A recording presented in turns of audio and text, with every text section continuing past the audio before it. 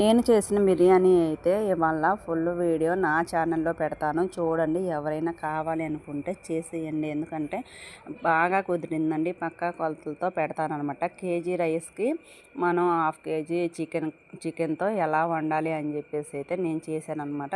కేజీకి కేజీ అయినా వేసుకోవచ్చు చికెన్, కాకపోతే మనమైతే తక్కువ వేసామన్నమాట.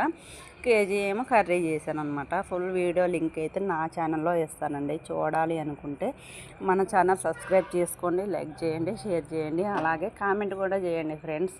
నేను చేసిన బిర్యానీ ఎలా ఉంది అనేది నా కామెంట్ అయితే పెట్టాలి కంపల్సరీగా. నా ఛానల్ కూడా సబ్స్క్రైబ్ కొట్టండి. ఇక రైతా కూడా చేశానమాట. ఎలా చేశాను అనేది మొత్తం ఫుల్ వీడియో లింక్ అయితే నా ఛానల్లో పెడతాను. అందరూ కూడా పోతూ పోతూ చూడడం కాదండి, పోతూ పోతూ కొంచెం కుడి చేతితో లైక్ చేయండి అండి. మరి ఇంకా కొత్త కొత్త వీడియోస్ కోసం నా ఛానల్ సబ్స్క్రైబ్ చేసుకోండి ఫ్రెండ్స్ ప్లీజ్.